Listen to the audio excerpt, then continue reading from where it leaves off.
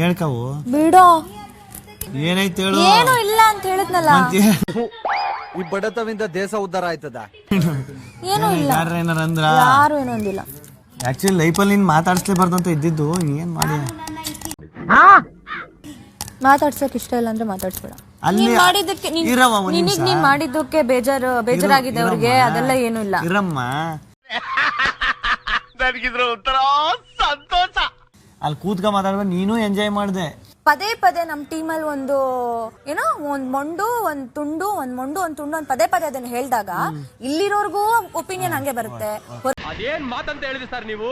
Really hats off sir, hats off. ಹೊರಗಡೆ ಇರೋದು ಅದೇ ಒಪಿನಿಯನ್ ಆಗುತ್ತೆ. ಅದ್ ನೀನು ಅಲ್ಲೇ ರಿಯಾಕ್ಟ್ ಮಾಡ್ಬಿಟ್ಟಿದ್ರೆ ಮುಗ್ದೋಗುದು ಮಾತು.